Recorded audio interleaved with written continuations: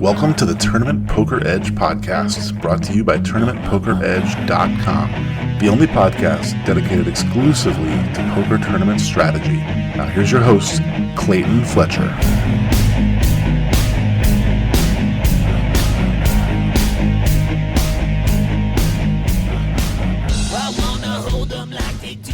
Hello once again, everybody, and welcome to the Tournament Poker Edge podcast.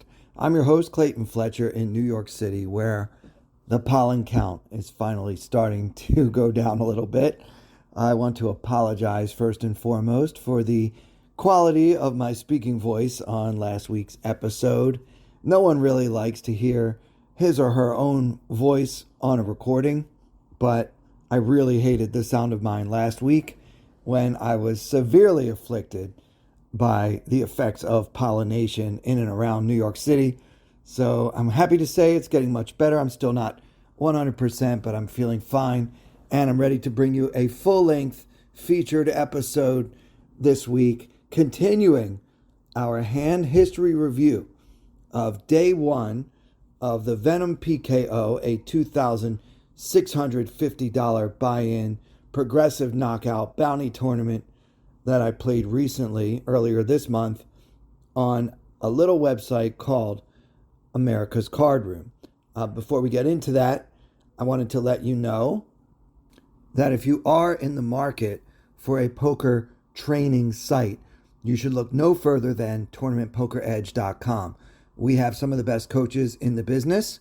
I'm talking about Colin Moshman, Andrew Brokus, Jared Smith, Alex Fitzgerald, over 2,000 videos, all for you to watch at your own pace, on your own time, and watch them again and again and again. Unlimited access to all of our videos, as well as our tournament poker forums for as little as $25 a month.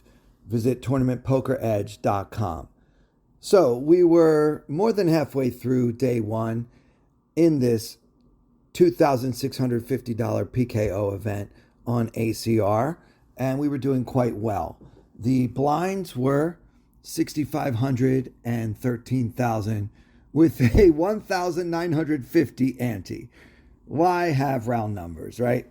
So the pot pre-flop is 33,150, and we had 4.1 million chips for the chip lead. Our M was 124, which is very rare in poker tournaments, especially online poker tournaments. And we had 315 big blinds. So we were absolutely crushing it. At this point, the next largest stack at the table was only 1.9 million. So we have the second largest stack at our table covered by more than double. The average stack at this point in the tournament was 1.35 million. And again, we have 4.1 million, so basically 3 times the average stack, which is a great feeling. Folded to the button, who has 1.8 million. Best description of him, he opens to 28.6, so just a little scotch above 2x. And the small blind folds, and the action is on us in the big blind. So a little bit about this button. The way he's been playing so far, from what I can tell, he's got a slightly above average stack. He hasn't been overly aggressive. He also hasn't been overly passive. I would guess that he's probably an online reg. It's probably not his first time playing a high stakes online tournament. He seems comfortable and competent as far as I can tell, possibly even trying to play a GTO style.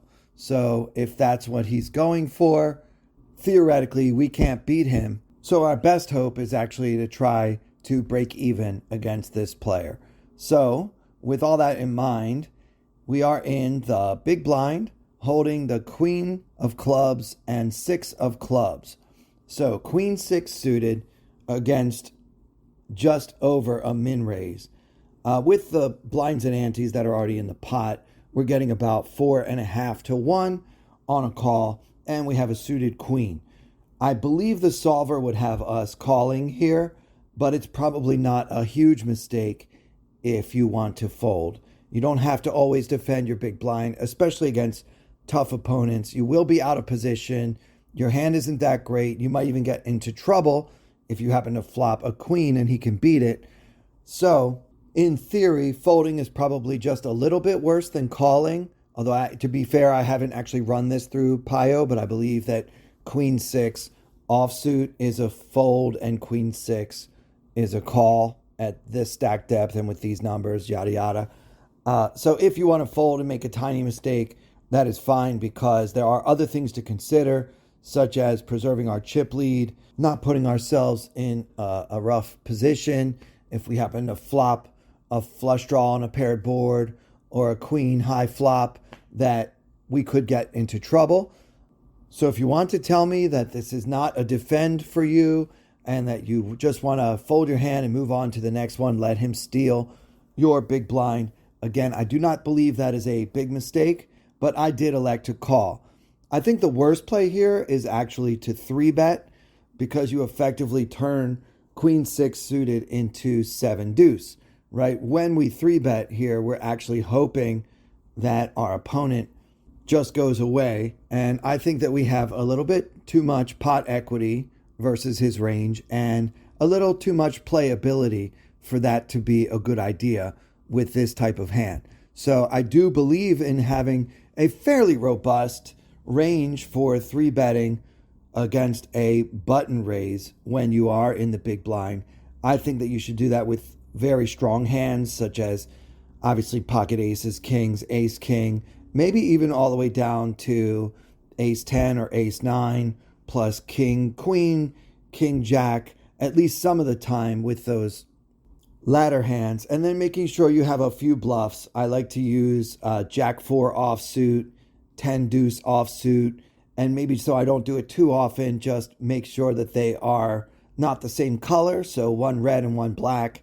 If I have a jack 4 or a 10 deuce, I will very often throw that in as a pre-flop semi-bluff. And the reason why I use those hands is because they are so unplayable post-flop that I literally don't mind turning them into 7 deuce.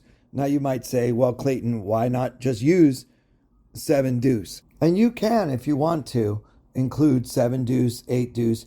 You just don't want to have too many bluffs in this spot. The idea should be that generally your pre-flop 3-betting range versus a button open should be almost all value, but you do need to sprinkle in a few bluffs or else it's just too easy to beat you. Not to belabor this, but let's just say that my opponent is able to figure out that the very worst value hand that I'm ever 3-betting is King Jack, and suppose that he had an opening range, as my neighbor seems to always pick the time when I'm recording the podcast to start vacuuming. So I apologize if you can hear a vacuum cleaner off in the background.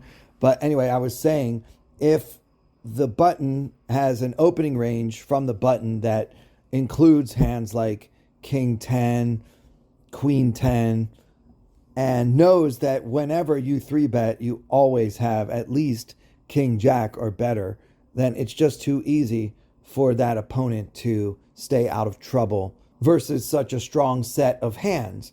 However, if there's a little bit of doubt, if I'm occasionally, and I mean occasionally, bluffing when I 3-bet because I decide to mix in just every so often Jack 4 or a 10 deuce, a hand that, again, I don't mind throwing away if I get any type of action at all, that creates just enough suspicion to make folding a hand like King 10 to the 3-bet a mistake. There are plenty of other ways for you to construct your pre-flop 3-betting from the big blind versus a button open range, especially when you're deep stacked. There are a lot of ways to put that range together. You can throw in suited connectors, even some offsuit connectors once in a while, but that's how I do it as a starting point. But remember, guys, I'm always looking for opportunities to exploit my opponent's mistakes.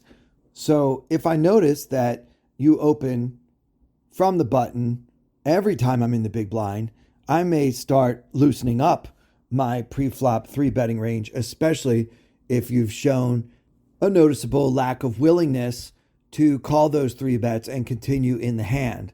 So if you open 100% of your buttons, for example, which some players do, but nowadays most players have at least a few folds, right? But if you're the type that always opens the button when folded to you, I can basically 3-bet with 100% of my range, provided that you will not call at least 30% of the time that I do so. So you guys know I don't play like a robot, so I'm just giving you an idea of what my starting point would be. But at the same time, I'm always paying attention to my opponents and looking for opportunities to exploit the mistakes that they tend to make. In this spot, we're up against basically a GTO bot, so we don't really see any mistakes that he's making. Therefore, I think folding is fine for that reason, because playing against this opponent is unlikely to be very profitable in the long run, no matter what we do. So folding is okay, but I do think calling is just a little bit better. So that's what we do, and we're going to see a flop. And so with 77,000 in the middle and both opponents having heaps, the flop comes King of Hearts, 4 of Clubs, Deuce of Hearts. Hero in the big blind holding Queen of Clubs, 6 of Clubs. Now, we don't have any leads in this spot. The solver says we should basically always check to the razor. Forget basically. We should always check to the razor. When you're in a heads-up pot and you are not the last aggressor pre-flop, you should check. Don't check in the dark. Pretend to make a decision if you're playing live, but still check to the razor each and every time. So we do, and opponent bets 23K into the 77K pot. Now, he should be betting this flop each and every time. Obviously, it's a better flop for his range than it is for mine. King 4 Deuce is a flop that should not hit me very often. But when it does hit me, I am going to play it aggressively, because we're hoping that villain is towards the top of his range with a hand like King Queen, Ace King, Pocket Aces, hands like that. So when we hit this flop hard, for example, if we held Pocket Fours or King Deuce, something like that, we are going to want to get a lot of money into the middle. So against the GTO bot, we also need to have some check raise bluffs, because we're going to want to check raise our best value hands. And it feels to me like the Queen 6 of Clubs is a good hand with which to do that. The reason why is twofold. Number one, it will be very difficult for our opponent to continue versus a check raise when he doesn't have at least a pair of kings. Yeah, maybe he can call once when he has a hand like Pocket Tens on King 4 Deuce. He can certainly continue when he has a flush draw, and possibly even 3-bet the check raise if he wants to. We have very deep stacks, so he can certainly do so if that is his MO. But yeah, that's the first part, is that it's hard for him generally to continue without at least a pair of kings or maybe a flush draw.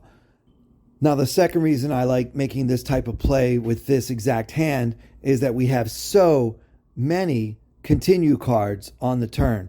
So if we make a pair of queens on the turn, or if we pick up a flush draw on the turn, remember, we have Queen 6 of Clubs, it's King of Hearts, 4 of Clubs, Deuce of Hearts. So we have the backdoor flush draw. We have several backdoor straight draw cards like the 5 or the 3. Those to me are the pretty obvious double barrel cards, right? A club, a queen, a 5, a 3. But what might be less obvious to some of you is that we're also intending to barrel when it comes another heart, because we will always be check raising with our very strong hands and our flush draws many times. We need to also represent that flush when it comes in. So we are taking an extremely aggressive line on this hand. We plan to check raise on the flop. We plan to give up when the turn is a blank, such as the Ace of Spades or the Jack of Diamonds.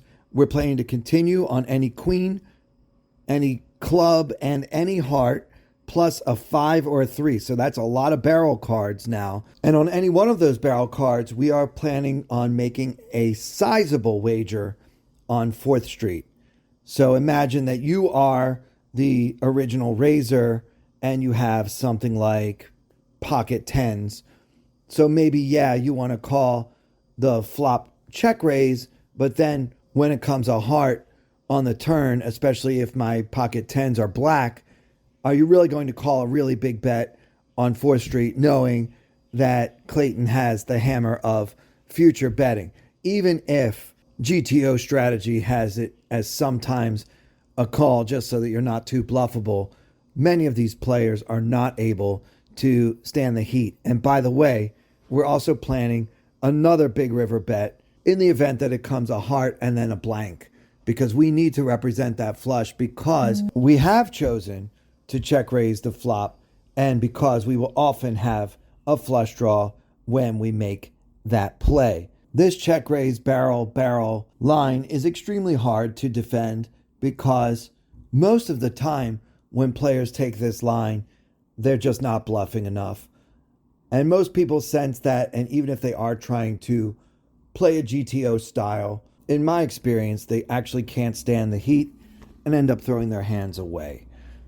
So that's why we chose to go for the check raise on the King 4 deuce flop, holding the Queen 6 with just a backdoor flush draw and backdoor straight possibilities. The check raise worked. He made it 23K into 77. We raised it up to 85 and took the pot. Part of it is because we have the chip lead and we look tough. You know, it's just easier to win when you're winning. So when I have a big chip lead, I like to pump up the volume a little bit and see who's ready to handle the pressure. So a little while later, we're still in that same 6,513K level. We're still sitting on about 4.1 million. A few hands have gone by. The pot is still 33,000 pre-flop. Our M is 124. We have 315 big blinds. Pretty much the same position we were earlier in the level. The next highest stack is around 2 million. He's on our immediate left. And then we have other stacks around the table ranging from 500,000 up to, like I said, that 2.1 million. There are a couple of big bounties in the $3,000 to $4,000 range at our table, but most of the bounties are closer to 1,200. So that's kind of the basics of where we're at. Still the same table, in the same level. And in this hand, the action folds to us in the hijack, holding the King of Spades, Jack of Spades. So another suited hand. We've got King Jack suited. Just open for the minimum here. We can get into a pedantic argument about whether 2.1x or 2.2x is better than 2x, but I don't see any problem with just clicking the button there. So I make it 26,000 with 4.1 million behind, and the button 3 bets to 91,000, and then everybody folds back to us. So let's talk about the button while we figure out what to do in this situation. First off, the button has 625,000 in his stack, so his M is 19 before the flop. So he's got another 535 behind after the 3 bet. So he starts the hand with 48 big blinds. This player is fairly new to the table, so we don't have many hands on him, but let's just assume that he's got pretty close to a game theory optimal button 3 betting range, which should be fairly aggressive versus a open from the hijack. Now, one of the traps I've fallen into in the past, both online and live, is that I will see a stack like his, 625,000, and I'll think, oh, well, he's a short stack. When in actuality, this player has an M of 19. He's got 48 big blinds. That's not a short stack. We just happen to be a huge stack with 315 big blinds ourselves. So don't think of stacks that are much shorter than yours as necessarily being short stacks in the big picture. He has one half of the average stack in this tournament, but this is a deep stack tournament. The average stack right now is still close to 100 big blinds ish. So we don't want to think of him as a bug that we can just squash and try to win his $1,500 bounty just because we have so many chips. So there's a balance between being a bounty hunter, but also wanting to preserve a chip lead. You want to have your opponents covered as much as humanly possible in a PKO tournament because it sets up opportunities to go for the big bounties. You need to have your opponents covered or you can't win anybody's bounty, obviously. So there's a balance there. It's a bit of an ebb and flow, and it hasn't exactly been 100% solved yet, to my knowledge. So that's what makes these tournaments fun, at least for me. So when we open for 26 and this player 3-bets to 91, you could talk about possibly 4-betting, but I think that if you do 4-bet, you should 4-bet small and then fold to further aggression. So I don't like to do that with a hand as strong as King Jack suited. I think with King Jack offsuit, this is a pretty easy fold. Maybe mix in the occasional 4-bet bluff with that hand. But honestly, there's so many traps to fall into with King Jack, especially from out of position when you weren't the last aggressor.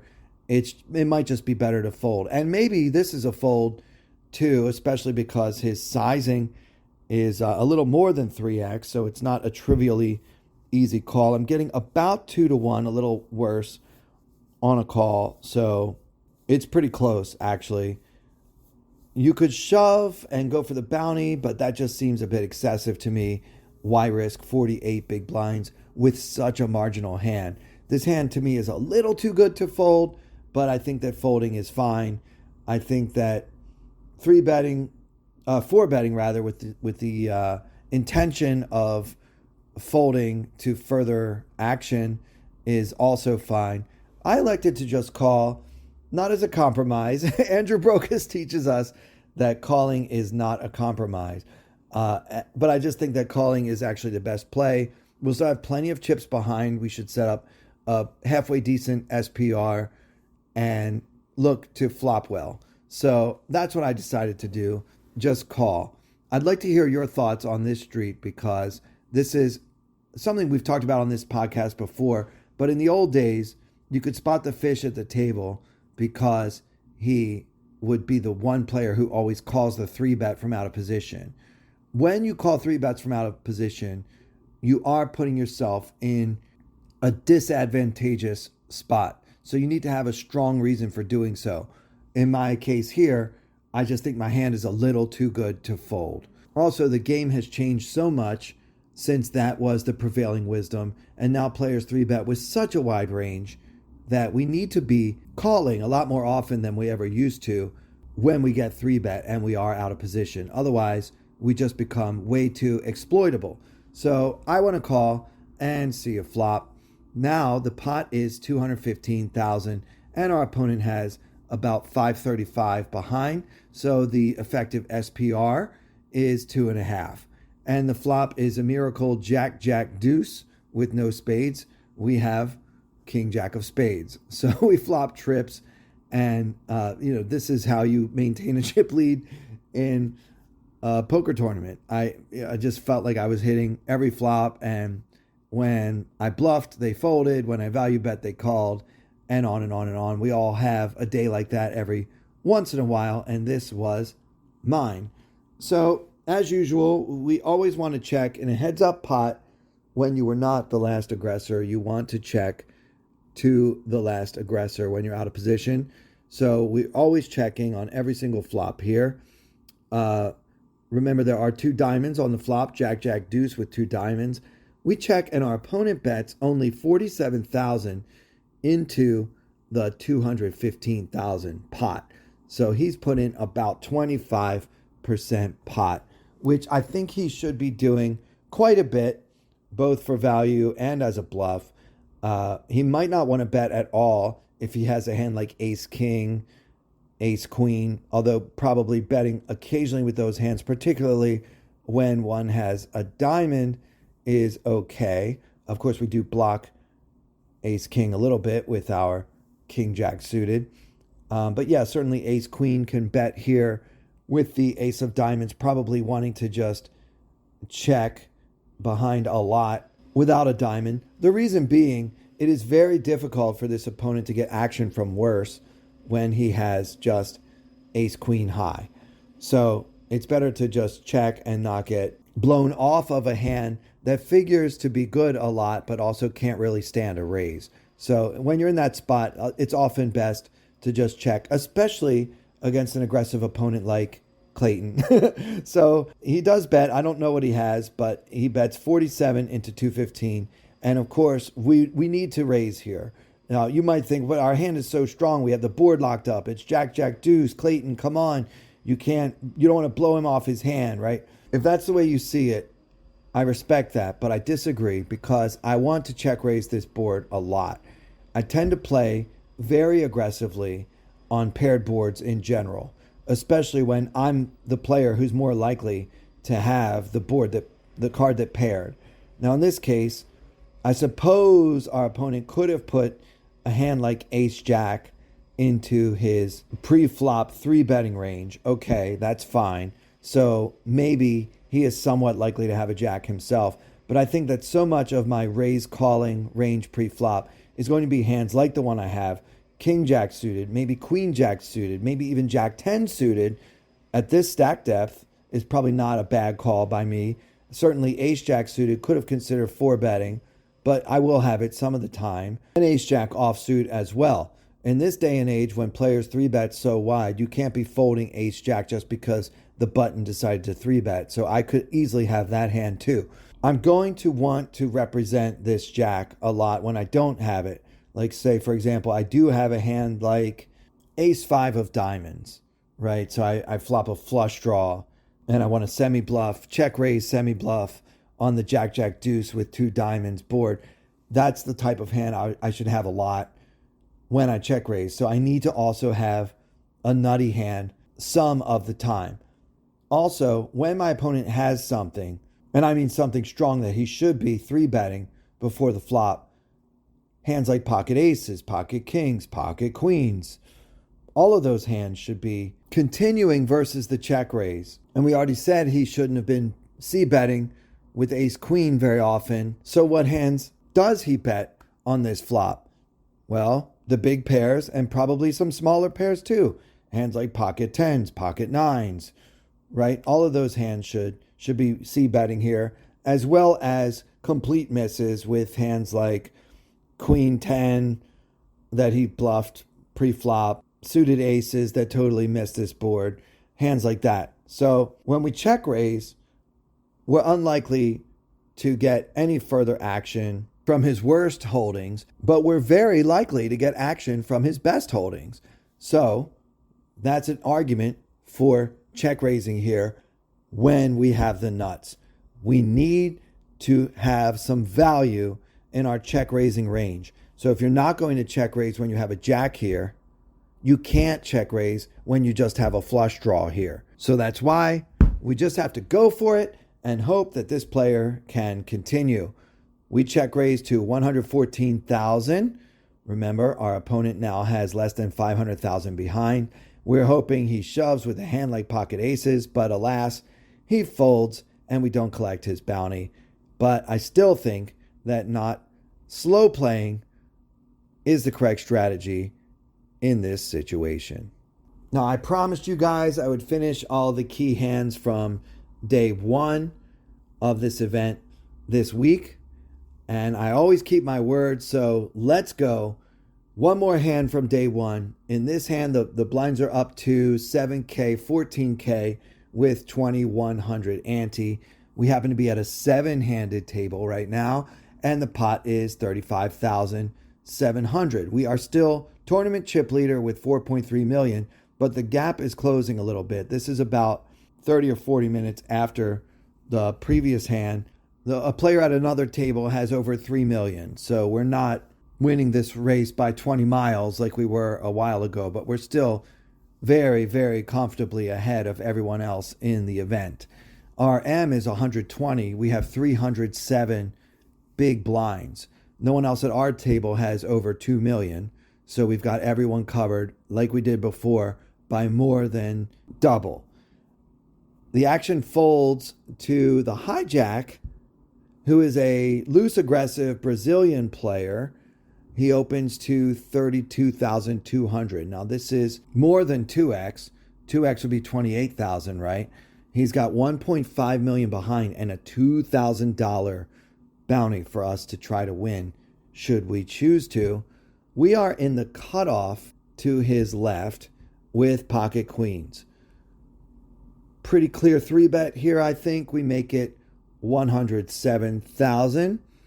And then the button, who has been a really tough thorn in my side kind of player, 4-bets it to 260,000 with 1.7 million behind. So the 3 players in best position have each raised. The hijack opened to 32, Clayton 3-bets to 107, and now the button 4-bets to 260. Now this player on the button, let's talk about him a little bit. He's been a thorn in my side, very aggressive, especially when he's in position, and in this hand he's on the button. He's only got a $1,200 bounty, but ever since he showed up at this table, he has been I feel like he's been trying to exploit the fact that I was more aggressive than what would be considered GTO. Although, in fairness, the table in general was pretty aggressive overall. Anyway, I can't prove he's been taking shots at me, but regardless, you got to admit the cold 4 is always sexy. It folds back to a Brazilian player who had originally opened, and now he folds as it's gone raise, re-raise behind him after he raised. And so it will just be myself and this player on the button. I think we can all agree that folding is out of the question. We have the third nuts with pocket queens and a very aggressive opponent. There are players in the world against whom I would turn this hand into a pure set mine, because when they put in that third raise, it's literally always aces or kings. There are players out there who play like this. Many of them live in Florida. A lot of them play at your local card room, wherever that may be. This is a $2,650 major online event. This could be certainly top of range, pocket aces, pocket kings. Certainly, I could be behind. But at the same time, I will often be ahead of a hand like ace-5 suited. We all love ace-5 suited. It's the perfect pre-flop bluffing candidate because it flops so well and is never doing worse than 30% against any hand other than pocket aces, which it blocks. So yeah, we all know about ace-5 suited and how much fun it is to have, especially when 2 aggressive players have already raised in front of you. That is a great hand to go ahead and call for. He could even have Jack-10 suited. You want to see a flop with Jack-10 suited, but calling 2 raises with it isn't profitable. But all of a sudden, when you decide to 4-bet with it, it might be profitable because it benefits from fold equity as well as being such a good flopper. So we kind of get into a philosophical question here. This player has 1.7 million in his stack, okay? His M is 60. He's got 135 big blinds. Do we want to try to get all in against a stack that large when we're holding pocket queens? I think not. I think it's a much easier decision when he only has like 80 big blinds. There, I would be pretty comfortable getting all in and hoping he's just got ace king and, flipping a coin and try to catch the bounty, whatever. I don't want to try to get all in with him. Therefore, I don't really want to 5-bet, because then what do you do when he 6-bets? And now you've got too much of your stack in to really set mine profitably. So I decided to call. So this is 2 hands that we've discussed where I've decided to call from out of position when somebody re-raised me. Pretty different situation, obviously, than the previous hand. But still, it's very hard to play profitably from out of position. So when you allow your opponents to build big pots, and then you're going to play those big pots from out of position, you need to have a strong rationale for doing so. Mine is, I didn't want to get into a pre-flop raising war for this many chips, and at the same time, I can't fold queens to this player. So calling really is the only remaining option. Although, again, it's not a compromise. It's just my best play. So I call, and we're going to see a flop. The pot is now 586,000, and the button has 1.7 million. So his SPR is just over 3. So before I tell you about the flop, let me just say, I think that our opponent's sizing is no bueno. When he raised it to 260, the most likely outcome is that just one of his opponents would call the 4-bet. And he should have been able to do the math in his head to try to get that SPR under 3. He wants to be able to get all in comfortably post-flop when he makes top pair, when he has something like ace-king or pocket aces. Now, with this size of an SPR, there are just too many chips where it's not going to be easy for him to get it all in and have it be good when he only has one pair. So if you're going to 4-bet or 3-bet or whatever to try to set something up, you want to think about what the math looks like when your opponent calls pre-flop. If he just makes a more standard sizing here, make it 300,000, and then he'll have an SPR of under 3 and be pretty happy when the flop comes, as it does in this hand, king, jack, deuce with 2 clubs. So king of clubs, jack of hearts, deuce of clubs. Hero has a club. The queen of diamonds, queen of clubs. That's what we have. So as always, we're going to check in a heads up pot when you were not the pre-flop last aggressor. You always want to check to the razor. So we do that here. And our opponent fires pretty healthy, 181,000 into 586,000. And we have a decision. Now, despite having pocket queens, we actually are at a range disadvantage. Generally speaking, pre-flop 4-bets are very strong. Pocket aces, pocket kings, maybe pocket jacks. All of those hands beat us right now. So we're not happy with this flop. This is not a good flop for us, but all is not lost. We have backdoor clubs. We also have a backdoor Broadway draw. And there's also some chance that these queens are good. So we check. And when he bets 181, we cannot fold just yet. If our opponent continues to apply pressure, we may just have to throw this away. But in this spot, too much going on here. So now the pot is 949,000, and opponent has about 1.5 million left. And the turn comes the 9 of diamonds. So your board is now king, jack, deuce, 9 with 2 clubs. And I think that it's a pretty clear check here. I guess you could lead. You do have a gut shot, straight draw. I just don't know what you're getting value from that you're actually beating if you bet. So it would be basically like a blocking bet. Maybe you could bet 150 into 950 if you want. But I just think it's going to get bluff raised a lot by hands like ace jack with the ace of clubs, things like that. So I think it's best to just check and hope that your opponent doesn't bet again. And he goes along with our plan and checks behind. Now, what do we make of this? Are 2 queens good here? I mean, it's king, jack, deuce, 9. And our opponent bets small on the flop. Not that small, but about a third of the pot, a little less than a third of the pot on the flop.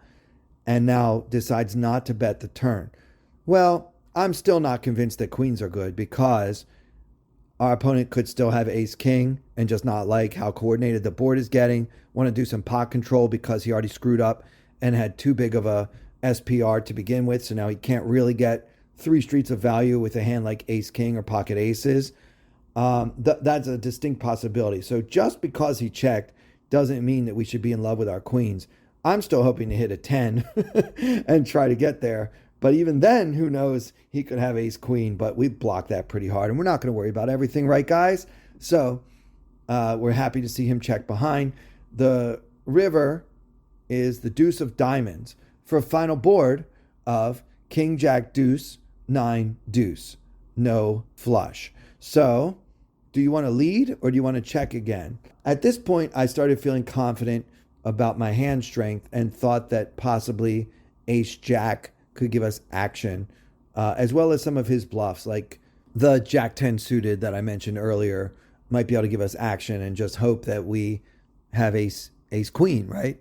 So I decided to go for value here. I bet 245 into 949, offering just about 5 to 1, maybe 4.8, 4.9 to 1 on a call. I'm really looking to get action from one of those two hands, Jack 10 suited or Ace Jack suited. And I'm not really even sure how much Ace Jack or Jack 10 is even in my opponent's pre-flop 4-betting range. But I felt like if anyone has those hands in the range, it would be this player, because as I mentioned earlier, he's been so loose and so aggressive and such a thorn in my side this whole time that he could actually have even worse than that and possibly be able to find a hero call, especially when he's getting 5 to 1 on a call. So he only needs about 17, 18% equity to break even on a call like that. But he folds, and we'll never know what he had. Maybe pocket tens finds a fold there. But it kind of feels like ace queen or ace 10 suited are the most likely options. Although who knows, maybe he made a hero fold with a hand like pocket aces. You never know. Late in the day in a high stakes buy-in, sometimes players do see monsters under the bed. But if I had to bet $100 on what exactly my opponent had, I would go with pocket tens. That'll do it for this episode, and that also ends our review of day 1 of my Venom PKO. I finished the day in first place. I collected a total of $9,000 worth of bounties. It was a pretty sick run, and probably the most fun I've had playing online poker in years. It was pretty exciting. Then I had to wait another 8 days to get to day 2 because there were still a few more starting days in this event. We will review day 2 of this Venom PKO on ACR in a future episode of the podcast. So for everyone here at Tournament Poker Edge, I'm Clayton Fletcher. Thank you so much for listening.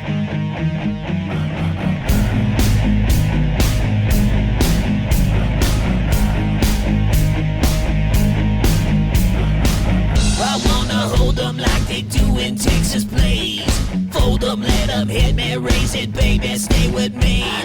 Luck and intuition, play the cards with babes to start. And after she's been hooked, I'll play the one that's on her heart. Oh, whoa, whoa, whoa, whoa. I'll get her heart, show her what I got. Oh, whoa, whoa, whoa, whoa. I'll get her heart, show her what I got. She can't read a mile, poker face. She's got to love nobody. Can't read mine, no, she can't read a mile, poker face. She's got to love nobody. Poker face, poker face. Poker face, poker face. I wanna roll with her, a hard pair we will be. While little gambling is fun when you're with me. I love it. Russian roulette is not the same without a gun. And baby, when it's love, it's not rough, it isn't fun. Oh, whoa.